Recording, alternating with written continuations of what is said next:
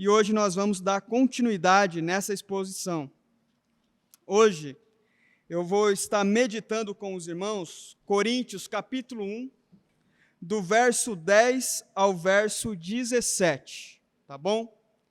Enquanto você encontra Coríntios capítulo 1, verso 10 ao verso 17, eu quero dar um aviso importante para a igreja, irmãos, que é o seguinte: vocês sabem que nós intercedemos pela igreja, desejamos ver essa igreja forte, desejamos ver essa igreja cada vez mais relevante, pessoas cada vez mais capacitadas para servir, para ser bênção nessa igreja. E então, uma das coisas que eu falei já com alguns irmãos é que nós, como igreja do Senhor, agora que nós somos uma igreja emancipada, nós não somos mais uma congregação, eu creio que igrejas dá frutos plantando outras igrejas, né? Então eu acredito que hoje nós somos a primeira igreja presbiteriana renovada aqui na cidade de Piracicaba, mas eu acredito que com o passar dos anos vai ter outras igrejas presbiterianas renovadas.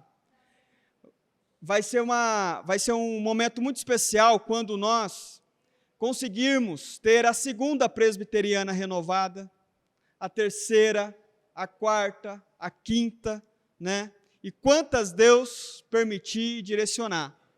E para isso, nós precisamos de pastores, nós precisamos de obreiros, nós precisamos de homens capacitados, homens que conhecem as Escrituras. E uma coisa que tem estado no meu coração já tem um tempo, os irmãos sabem que vez ou outra eu tenho falado isso para vocês, é o desejo de que mais pessoas na nossa igreja se capacitem teologicamente, né? Que estudem, façam um seminário, estudem teologia, para, primeiro, aprender de uma maneira mais profunda a palavra do Senhor, para ter condições de ajudar aqui mesmo, nessa igreja, em outros projetos, em outras iniciativas, mas quando chegar o momento de nós plantarmos uma outra igreja, uma outra presbiteriana renovada aqui em Piracicaba, nós termos pessoas no nosso meio que a gente possa enviar como obreiros, né, para plantar essas igrejas. Então, irmãos, comentei já com algumas pessoas que hoje eu gostaria muito de pelo menos 3 pessoas que Deus, não é eu que vou levantar, é Deus que vai levantar no meio da igreja, homens, mulheres, que têm o desejo de se capacitar teologicamente, para que no futuro breve possam ser obreiros do Senhor, pregadores do Evangelho, ter um bom conhecimento das Escrituras. Os irmãos sabem que para ser pastor da presbiteriana renovada, você precisa ser formado em teologia. Então, eu tenho orado para que Deus levante no meio da nossa igreja pessoas que têm esse desejo de estudar teologia, né? Graças a Deus, nós já temos uma pessoa na nossa igreja que começou a estudar teologia há pouco tempo, no seminário de Cianorte, no seminário onde eu me formei, né? Hoje, vocês se lembram que pouco tempo atrás o pastor Eliandro esteve aqui. O pastor Eliandro foi um dos professores do seminário de Cianorte, e aí conversando com ele, ele falou assim para mim: Pablo, hoje em dia é muito raro uma pessoa sair da sua cidade e ir lá para o seminário estudar teologia. Hoje, as pessoas têm estudado por online, né, EAD, e tem sido bênção. Tem várias pessoas que têm estudado, pessoas do Brasil inteiro que têm estudado, têm feito o seminário, né? E eu louvo a Deus que o Senhor já levantou uma pessoa no nosso meio para estudar teologia. E eu gostaria de dizer para você, meu irmão, se você tem um desejo de se preparar teologicamente, de estudar, de fazer o seminário, que você coloque isso em oração. Se você sentiu o desejo de conversar sobre como funciona, como que é, pode me procurar para a gente conversar, né? O seminário, tanto o homem como a mulher podem fazer o seminário, né? Então, me procure para conversar, para tirar suas dúvidas, né? Esclarecer. E eu peço para que a igreja esteja orando, que a gente possa estar orando, irmãos, para que Deus levante homens, pregadores abençoados no nosso meio, mulheres pregadoras abençoadas no nosso meio, para que possam fazer a diferença. E eu creio que nós vamos ter o privilégio, sim, de plantar muitas igrejas aqui em Piracicaba e talvez até em outras cidades, né? Por que não? Por que não? Eu creio nisso. Então, hoje nós temos já o nosso presbítero Marcos, que está estudando teologia. Marcos, fica de pé, por gentileza.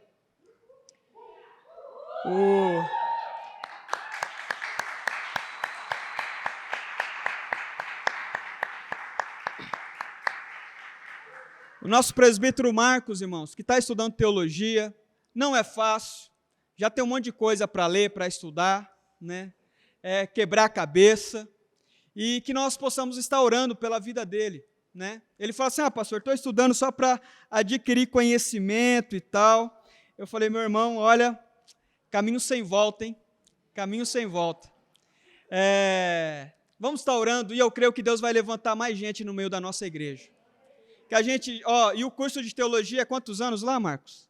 3 anos. Você já pensou, irmãos, daqui 3 anos, nós termos na nossa igreja mais 3 pessoas formadas em teologia? Olha que bênção. Olha como que vai ser produtivo, mais gente com uma visão ampla, mais gente para ajudar, mais gente para ajudar a pensar melhor sobre a nossa igreja na cidade de Piracicaba. Olha que coisa maravilhosa, irmãos. E Satanás vai fazer de tudo para prejudicar essa obra. Satanás vai fazer de tudo. Mas nós, como igreja, precisamos nos unir, nos fortalecer e orar para que o Senhor abençoe e levante homens e mulheres para ser bênção nessa cidade. Amém? Marcos, pode sentar. E ore por isso, tá bom? Esse é o aviso que eu queria dar. Se você tiver um interesse, se você quiser conversar sobre isso, estamos começando o ano de 2023, né? Quem sabe você já não começa o ano de 2023 com esse passo de fé na sua vida, tá? Vamos ler então a palavra do Senhor, 1 Coríntios, capítulo 1, verso 10.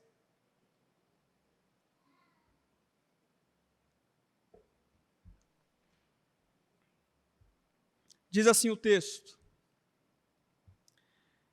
Sempre dou estou lendo o verso 4, verso 10. Irmãos, em nome do nosso Senhor Jesus Cristo, suplico a todos vocês que concordem uns com os outros no que falam, para que não haja divisões entre vocês, antes que todos estejam unidos num só pensamento e num só parecer.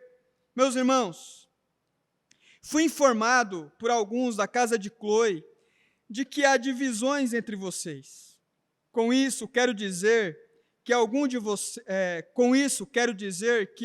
vocês afirma, eu sou de Paulo, ou eu sou de Apolo, ou eu sou de Pedro, ou ainda, eu sou de Cristo. Acaso Cristo está dividido? Foi Paulo crucificado em favor de vocês? Foram vocês batizados em nome de Paulo? Dou graças a Deus por não ter batizado nenhum de vocês, exceto Crispo e Gaio, de modo que ninguém pode dizer que foi batizado em meu nome. Batizei também os da casa de Estéfanas. Além desses, não me lembro se batizei alguém mais. Pois Cristo não me enviou para batizar, mas para pregar o Evangelho, não porém com palavras de sabedoria humana, para que a cruz de Cristo não seja esvaziada. Feche seus olhos onde você está. Vamos fazer uma oração ao Senhor. Ó Deus Todo-Poderoso, nós oramos, Senhor. Intercedemos, Pai, primeiramente, por esse desejo, Deus, que a nossa igreja tem, de ser uma igreja relevante na cidade de Piracicaba. Levante obreiros nessa igreja, levante pastores nessa igreja, levante missionários nessa igreja. Em nome de Jesus, Senhor. Pessoas que têm o desejo de se aprofundar teologicamente, de se tornarem professores, expositores, pregadores do Teu Evangelho, Pai. Agora, Deus, eu oro por essa ministração que vou iniciar, expondo 1 Coríntios. Fale aos nossos corações, em nome de Jesus. Amém.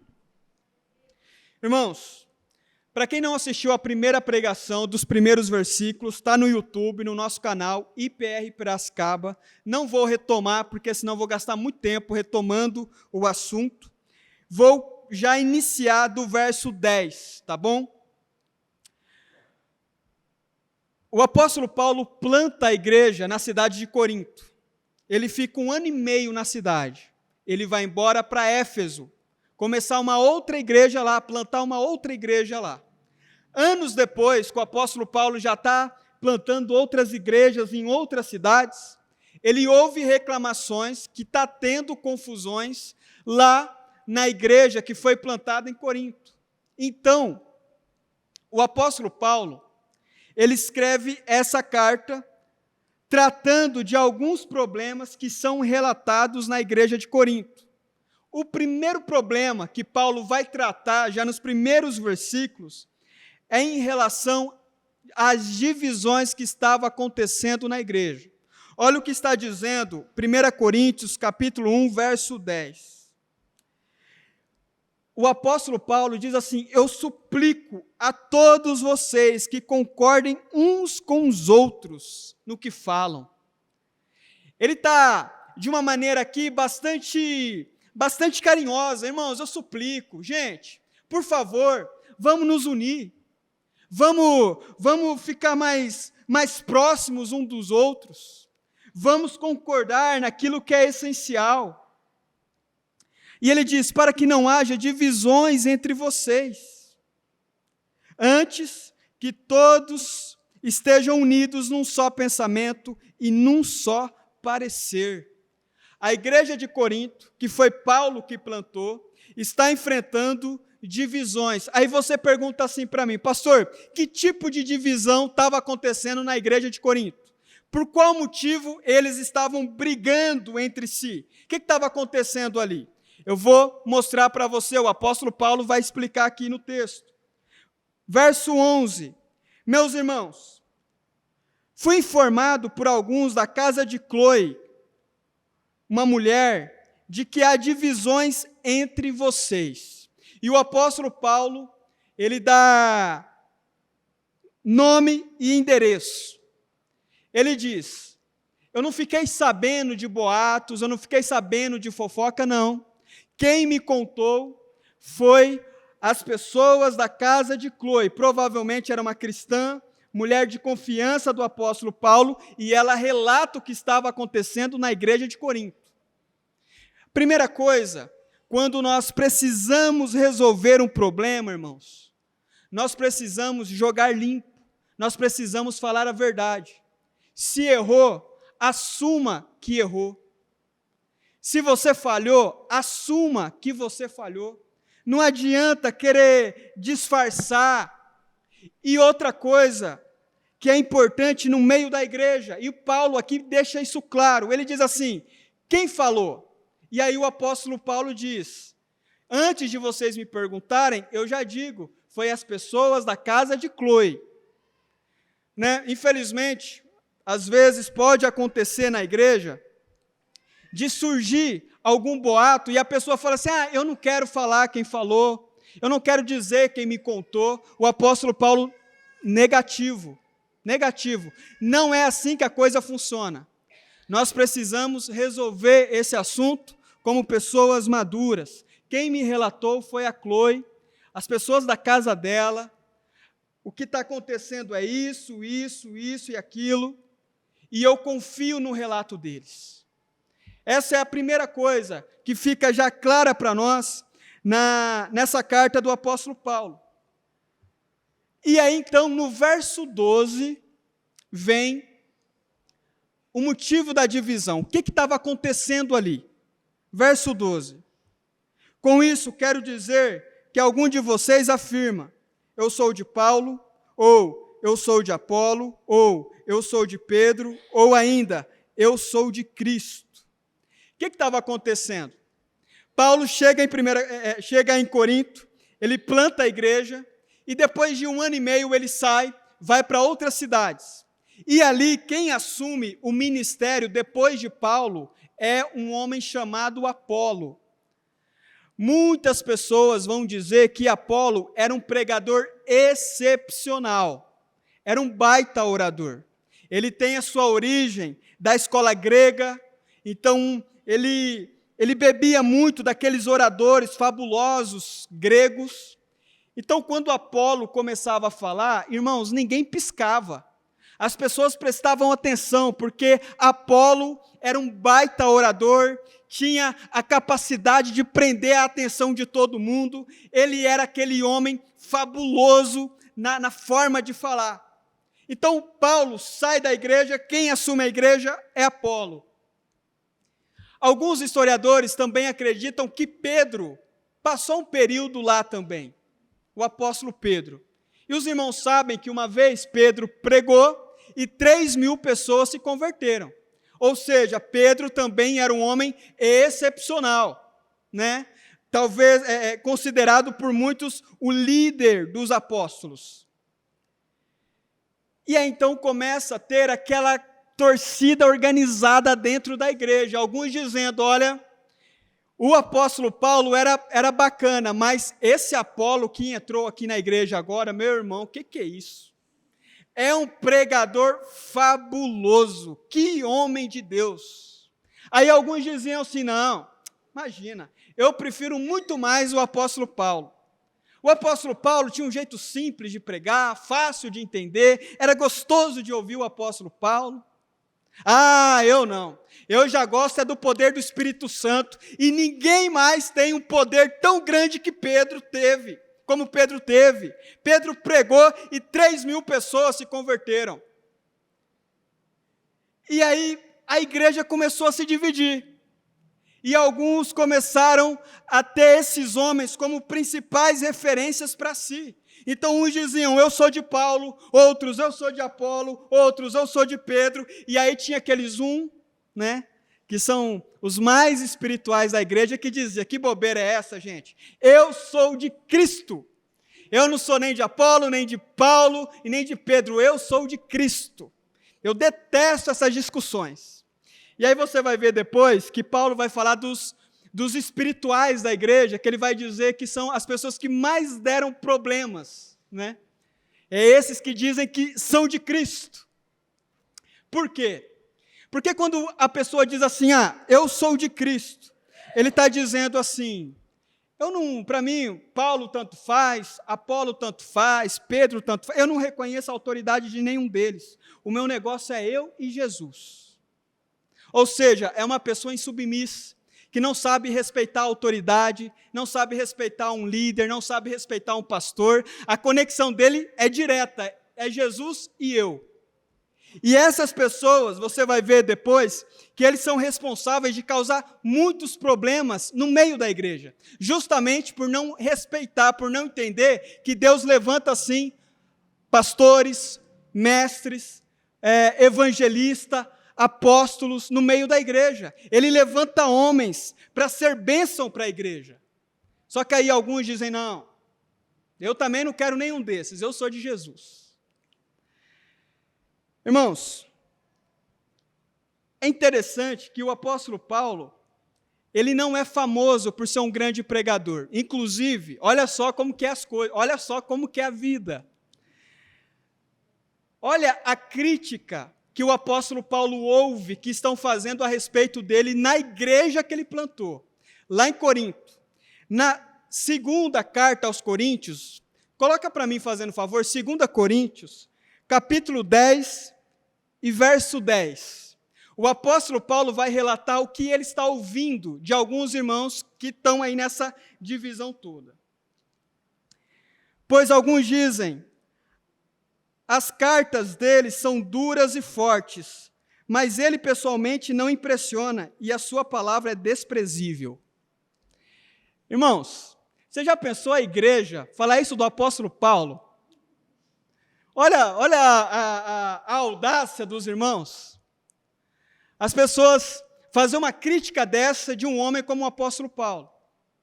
Então, se um dia, por um acaso, alguém criticar você, não liga, faz parte. Se um dia alguém falar que você prega mal, não liga, faz parte. Paulo era conhecido por ter um grande conhecimento teológico, mas ele mesmo reconhece em outros momentos que ele não era aquele pregador excepcional. Apolo já era um grande orador, aquele cara que fala e cativa todo mundo, ninguém pisca, ninguém faz um pio, é aquele silêncio, aquela coisa, o pessoal ama ouvir Apolo. Pedro, o apóstolo dos apóstolos, homem cheio da presença de Deus. E aí tem aqueles que são os espirituais, que diz que é de Jesus. Só que qual é o detalhe? Paulo nunca brigou com Apolo e nunca brigou com Pedro. Pedro nunca brigou com Paulo. Nesse contexto aqui, Apolo nunca brigou com Paulo. Eles em si se davam bem. A rixa não era entre os pregadores, entre os pastores, a rixa era entre os membros da igreja. Os membros da igreja estavam tendo ali as suas torcidas. Paulo e Apolo, eles não eram rivais. Pedro não era rival de nenhum deles. Isso traz para nós uma reflexão muito importante, irmãos, o quanto que nós somos ávidos por ter pessoas que nós abraçamos e nós idolatramos essas pessoas, a ponto de descartar outros. Eu respeito muito o ministério de alguns pastores, tenho carinho, mas de modo nenhum eu vou descartar aquilo que outras pessoas fizeram. Cada um fez o que tinha que fazer no tempo que teve para fazer.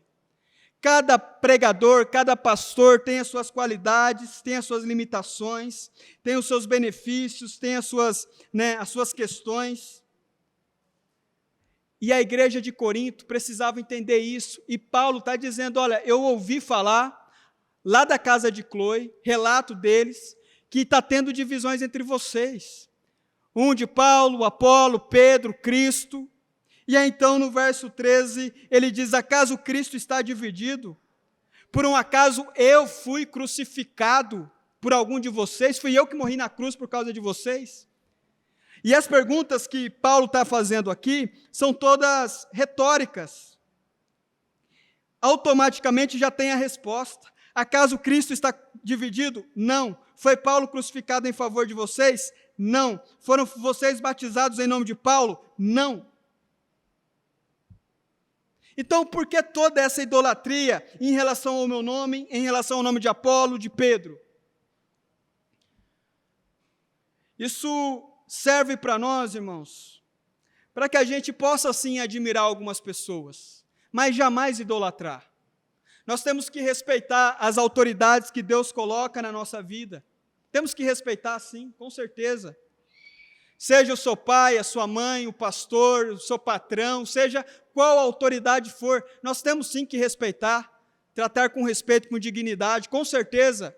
Agora, irmãos, outra coisa é você idolatrar.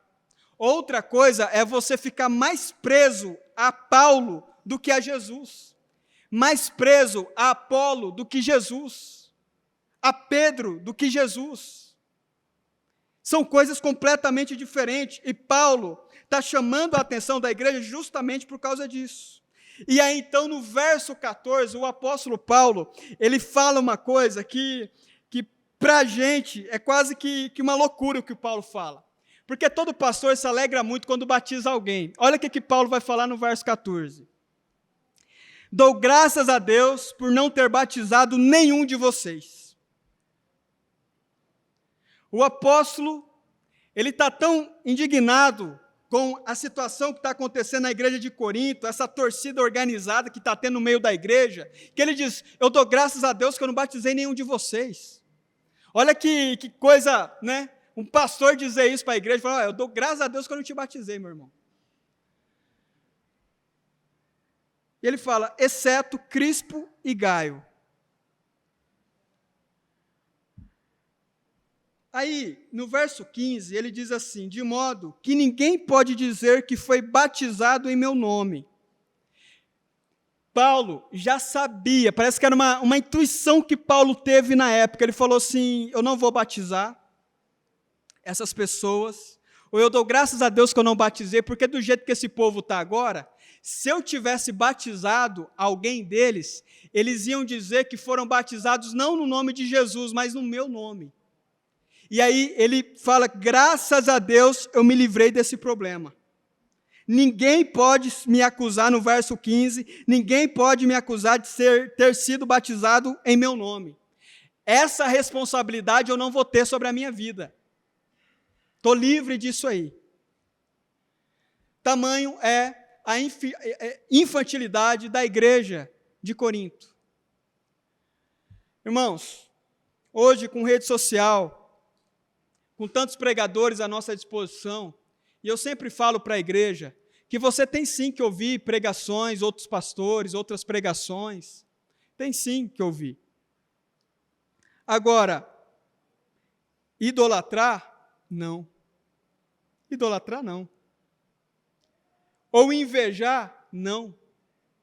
Eu lembro de uma vez, ouvi o John Piper dizer sobre o Spurgeon um grande pregador, e o John Piper diz, montanhas não existem para serem invejadas, mas para serem apreciadas.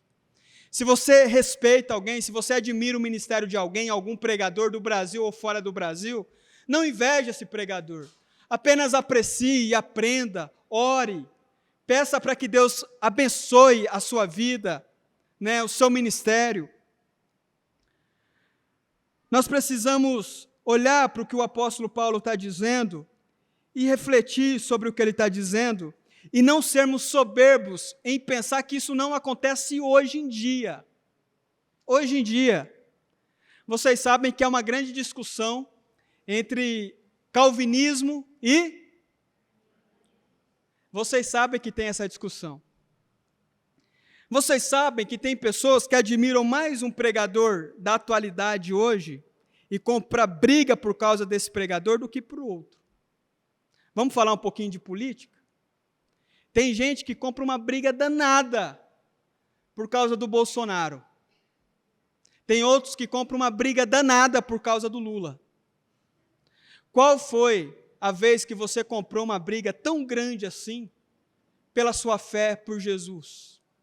Para levar os ensinamentos de Jesus à frente, para pregar sobre a misericórdia, sobre o perdão, para pregar sobre o evangelho da graça. Qual foi a última vez que você teve tanta energia, disposição?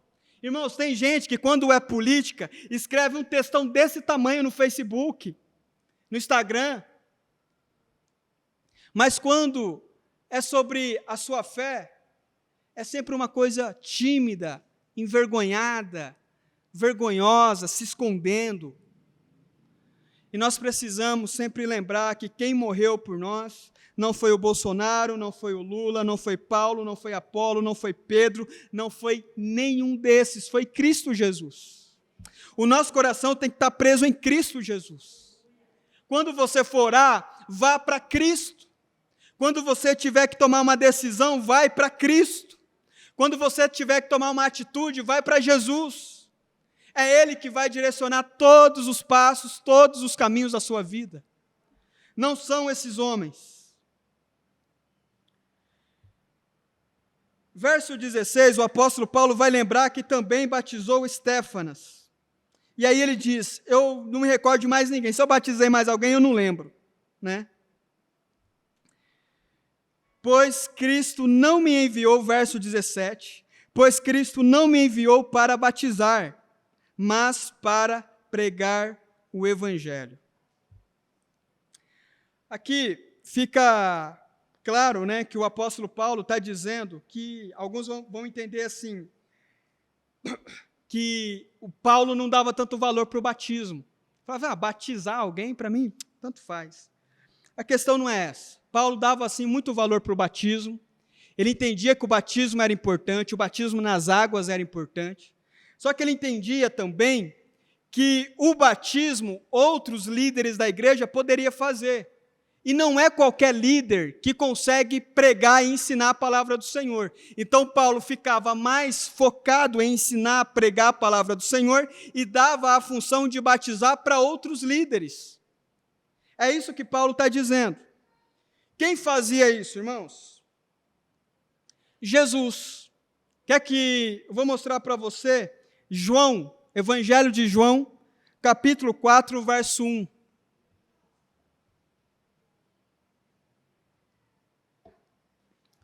Evangelho de João, capítulo 4, verso 1. Os fariseus ouviram falar que Jesus estava fazendo,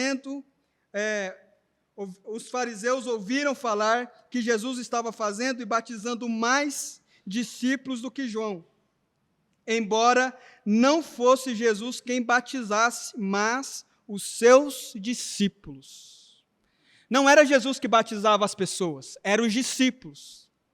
Paulo é o mesmo princípio, não era Paulo que batizava as pessoas, ele batizou alguns, mas não era a principal função dele, ele dava essa tarefa para os seus discípulos também. E aí ele diz: Cristo não me enviou para batizar, mas para pregar o evangelho, não porém com palavra de sabedoria humana. Aqui, quando ele diz com palavras de sabedoria humana, a igreja de Corinto, lá na época, sabia o que ele estava falando. Hoje a gente talvez não sabe muito bem, mas a igreja sabia. Ele estava se referindo aos oradores, às pessoas que gostavam de estudar filosofia grega, que eles valorizavam muito a oratória, falar bonito, os sofistas, né? Falavam bonito, tinha aquela argumentação. Às vezes você parava para analisar o conteúdo do que falou, não tinha conteúdo quase nenhum. Mas eles falavam tão bonito que você achava que era uma coisa extraordinária, né? E Paulo está dizendo: não fui até vocês com palavras de sabedoria humana. Eu não fui baseado na oratória, em falar bonito, pomposo, falar difícil, usando das artimanhas, das ferramentas dos oradores gregos. Não, não. Para que a cruz de Cristo não seja esvaziada. Paulo não foi com palavras de sabedoria humana. E aqui eu quero dizer uma coisa para você. Tem coisas que para você resolver na sua vida, para você pregar, para alguém se converter, você não precisa de aquele grande discurso, escolher as palavras mais difíceis do mundo. Porque quem convence o homem do pecado é o Espírito Santo. E ele pode usar você, irmãos, falando tudo errado, as palavras, tudo tropeçando uma na outra. E a pessoa olha para você e fala assim: meu Deus, olha, aquilo que você falou para mim foi tão profundo. E você fala: eu nem acredito nisso. Errei tudo, nem eu lembro que eu falei. Mas é assim que Deus faz, é assim que Ele tem feito durante toda a história. Quantas pessoas se converteram, irmãos? Não foi em conferência com pregadores que falam para o Brasil inteiro, não. Não foram, não. Foi, às vezes, ouvindo pregações simples, de irmãos simples da igreja. Às vezes, conversas com os avós, conversa com o pai, com a mãe. E o Espírito Santo usou essas palavras para alcançar esses pecadores. Então, talvez você não se sinta apto, capaz de falar do amor de Jesus para alguém. Eu gostaria de incentivar você. Não confie na sabedoria humana, não confie na lábia humana, na oratória humana. Vai confiando sempre no poder do Espírito Santo na sua vida. O que você precisa é do poder do Espírito Santo. É da graça de Deus. E você pode ter certeza, mesmo do seu jeito simples, mesmo do seu jeito às vezes limitado, que você acha que você não é bom, Deus vai usar para alcançar o seu marido, a sua esposa, os seus filhos, o seu pai, a sua mãe, os seus netos. Deus vai usar você. É assim que Deus faz. não com palavras de sabedoria humana. Tem tanta gente querendo se exibir com discursos eloquentes, maravilhosos e tal, e não sei o quê. O Espírito Santo olha e fala, está chamando muita atenção para si. As pessoas admiram mais o pregador do que Jesus. As pessoas admiram mais aquela mulher que fala bonito do que Jesus. E não é esse o papel, irmãos. Eu lembro de um professor no seminário, ele sempre dizia assim, olha, nunca chamem a atenção para vocês. Nunca fique chamando a atenção para vocês. Pregue Cristo. É Cristo que tem que aparecer. É Jesus que tem que aparecer. Quando você terminar de pregar e um cristão voltar para sua casa e ele começar a refletir no que foi pregado, ele não vai lembrar do pregador, ele vai lembrar de Jesus. Ele vai lembrar de Jesus. É esse Jesus, irmãos. Eu, hoje, conversando com uma pessoa, eu me recordei de uma coisa assim, espetacular. Eu lembro que um culto, há alguns meses atrás, um culto de domingo que nem esse, eu preguei, normal, uma pregação, tal. Terminou a pregação, aí o Jean e a Ariane vieram visitar a igreja pela primeira vez. Né? Eu acho que era a primeira vez aquele dia. E aí acabou o culto, o Jean veio me cumprimentar, tal, e aí ele falou assim, pastor, como que faz para ser membro da igreja? Num único culto, é isso, Jean? Um único culto. Único culto. Não veio aqui em 10 cultos, não, foi o primeiro culto. Preguei, terminou o culto, a gente se cumprimentando, eu, pastor, eu sou o Jean, tal, não sei o quê, papá, sou a Ariane e tal. Falei assim, olha, tem que fazer o curso de batismo e tudo mais, expliquei para eles. Eles moravam junto há vários anos, não eram casados, casaram, batizaram, né? Se tornaram membros da igreja. Depois fizeram o casamento deles aqui na igreja, né? Uma festa, que era o sonho deles, fazer uma festa aqui. Vários irmãos vieram. E aí você pergunta assim, pastor, você ficou em cima deles? Você fez quantas visitas para eles? Você ficou lá bajulando eles para eles se tornar membros da igreja e tal, e não sei o que, aquela coisa toda? Pastor, o que você fez? Irmãos, o que eu fiz, Jean? Nada. Cristo fez tudo. Jesus fez tudo, o Espírito Santo fez tudo. Estão aqui hoje com a gente, são bênção nessa igreja. É assim que Deus faz, irmãos. É assim que Deus faz. Ele não precisa da sua força, ele não precisa da sabedoria que você tem, da força do seu braço, que no meu caso é bem pouca, mas não precisa. O Espírito Santo faz tudo. O Espírito Santo faz tudo. E talvez você está nesse momento da sua vida dizendo, Senhor, eu tenho questões difíceis para resolver, eu tenho coisas difíceis para fazer, a situação está complicada, a situação está difícil, como que eu faço para resolver isso?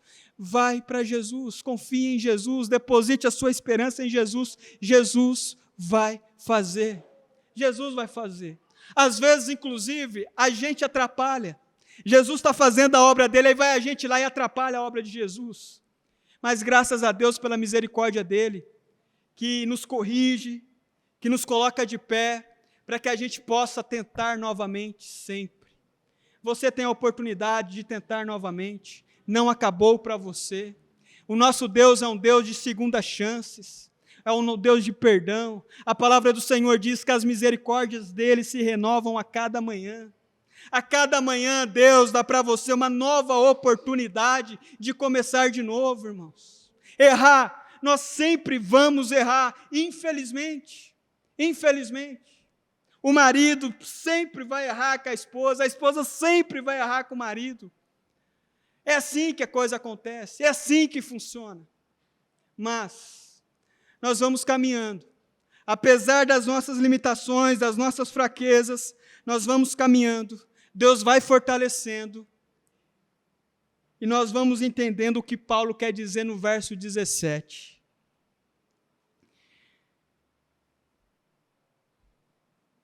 Ele diz assim, eu fui chamado para pregar o evangelho, não porém com palavras de sabedoria humana, para que a cruz de Cristo não seja esvaziada.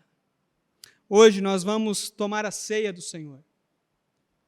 Você que é batizado, você que é membro dessa igreja ou de outra igreja, você tem total liberdade para tomar a ceia do Senhor com a gente. Você que ainda não é batizado, meu irmão, você ainda não pode tomar a ceia do Senhor.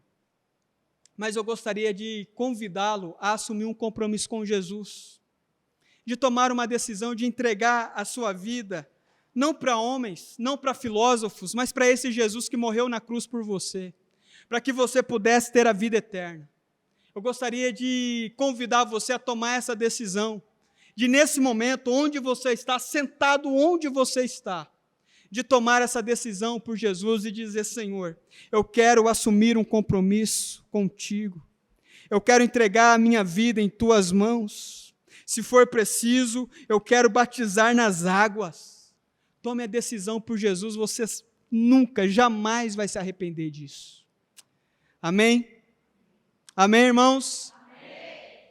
Vamos nos colocar de pé e fazer uma oração ao nosso Deus.